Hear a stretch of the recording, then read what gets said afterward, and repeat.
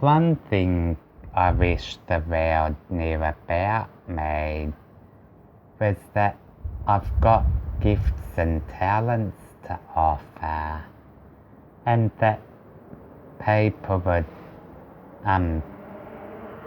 be nice if people could know what to do if I have trouble processing things.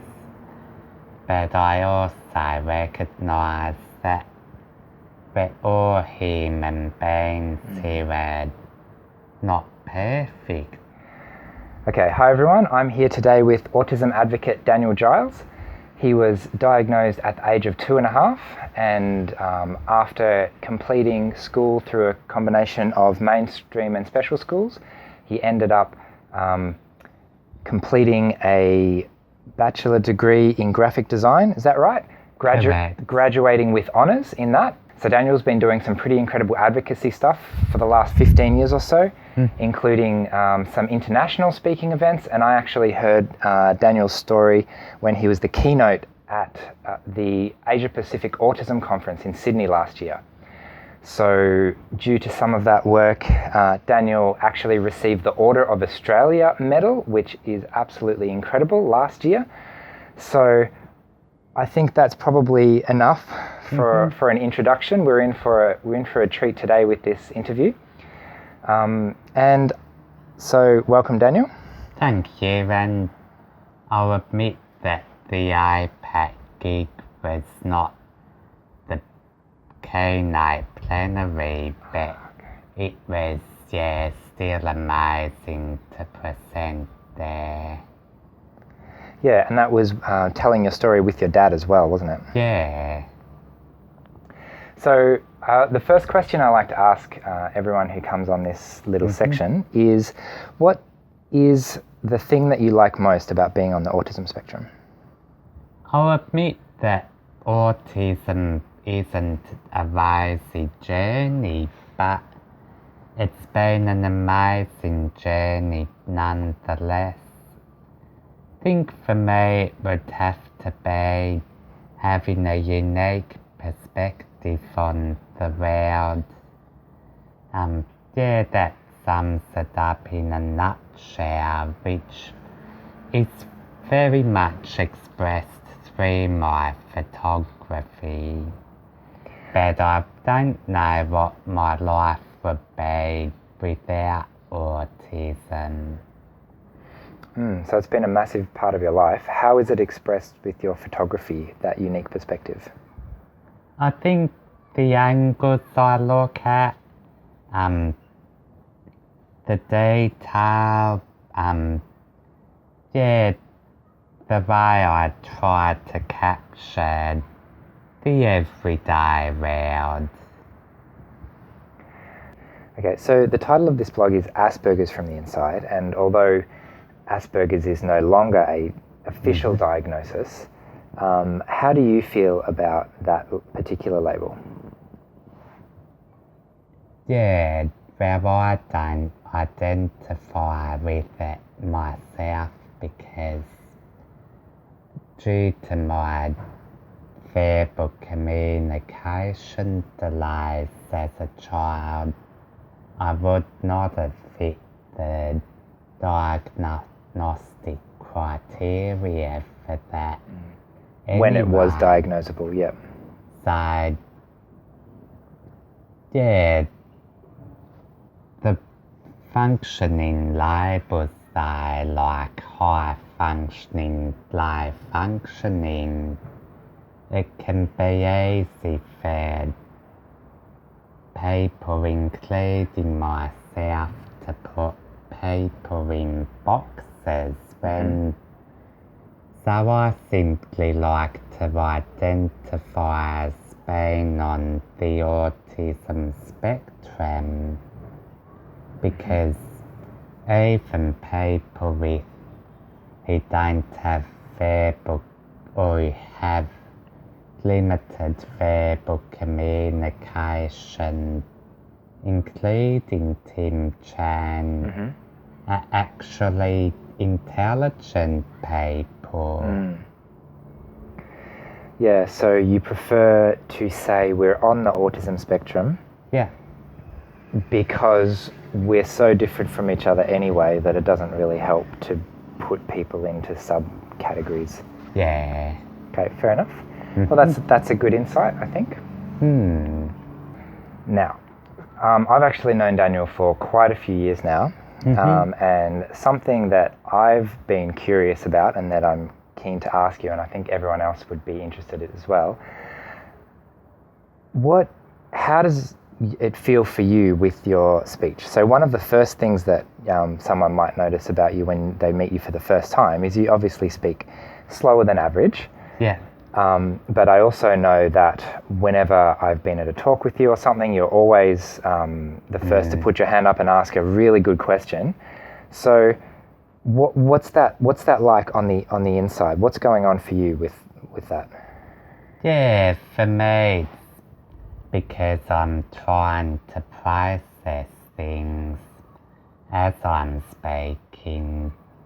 But yeah, I used to try and do therapy to try and speak faster, but it seems so artificial. But so yeah, I used to think of it as a dorky thing, but now I've come to embrace it.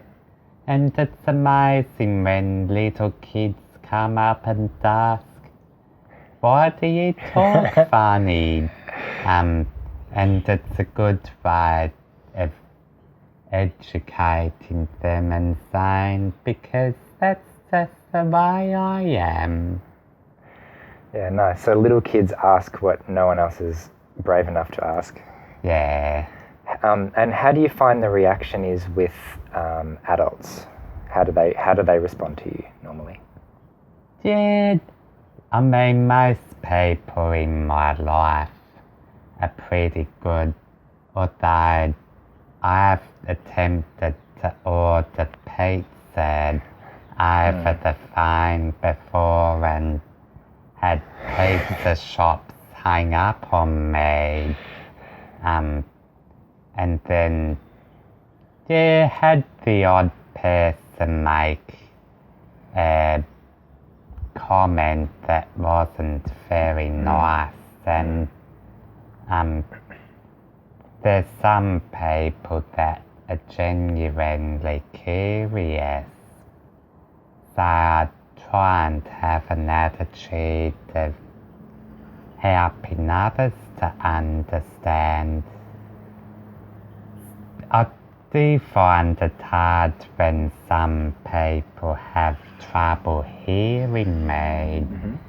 In my own head, I think I sound very clear and that, but it's not, obviously not how it comes across to others. So learning to be patient with others or even occasionally adopt other means of communication, like writing down what I'm saying, a big help as well. So that's a processing thing about getting the ideas out. Yeah. What about receiving information? Yeah. Generally, I tend to be either quite structured in one way, or can be chaotic and or over the place in another way, where I have a traffic jam of information coming in, but I have trouble processing what's going on, and so I'll become quite anxious as a result. Is that like an overloaded sensation? Yeah. Whereas if it comes to things like how to get from A to B on public transport. I think very much in a step-by-step methodical process. Mm-hmm. So I know that everyone's different, but what could someone do to help you when you're having difficulty processing? I think either to make things clear, sometimes I actually need space. Mm-hmm. So just give you the space to take it in at your own pace. Yeah. Or sometimes I might need help to process what's going on, or to use someone else as a sounding board. Oh yeah. Is that like some explanation of the background of this is happening because something in a new situation, or? Yeah, or sometimes I need to backtrack through a situation as to why I got to this point. Okay, and so what's something that you've had success with recently? Going overseas. As Paul mentioned, last year I went on my first overseas trip with my dad to present on my experience of autism, especially around employment and self-advocacy at an international autism conference in Bhutan, which is up in the Himalayas. Himalayas, yeah. Mm. So that's a pretty big deal. Yeah. What was your biggest challenge there, and how did you overcome that? I think my biggest challenge was like the street dogs, which I'm still struggling with dogs back home in Australia, but I learned to process that I'm not so interested in people. Had my dad beside me, so that helped, and yeah, I coped okay with them, and adjusting to the different culture, like it was a great cultural immersion experience, but at the same time we went to Singapore afterwards, and I was in some ways really glad to get to a more, or something that resembled familiarity a lot more, while still being in another country. Yeah, because I imagine everything would have been different, look different, feel different, smell different. That's quite a lot to process. Yeah.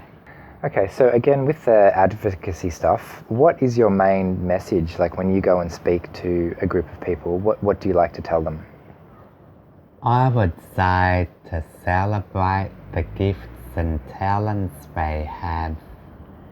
Use their networks to support the person and help the person to reach their full potential.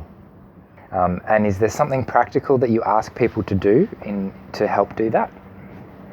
Like as a call to action or something that you often ask people? My call to action would be to challenge people beyond what they think they can do, and that's a message to myself as well. Yeah, because like you were talking about going to Bhutan and all that, and I imagine that would be very challenging. So you obviously push yourself a lot, but I'm guessing you probably have others also supporting you in pushing you further than you think you can go yourself even sometimes. Yeah. So what's a way to encourage someone to do more than they think they can do themselves? Maybe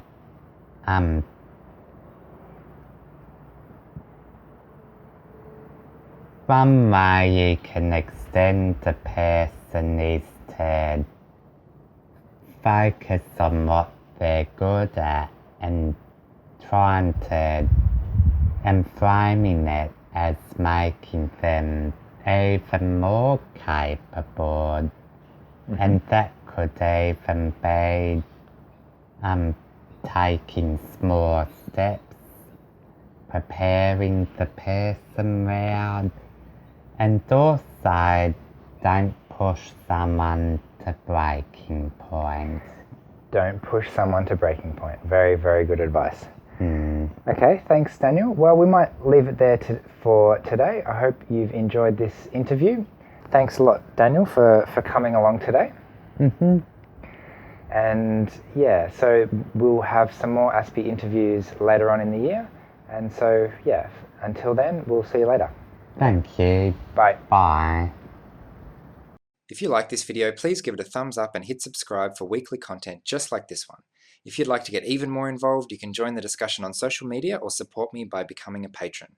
Finally, I value your time, and you'll notice all my videos are ad-free, so please help me to cover what you want to hear by leaving me a comment and telling me what you think. So thanks for watching, and I'll see you another time.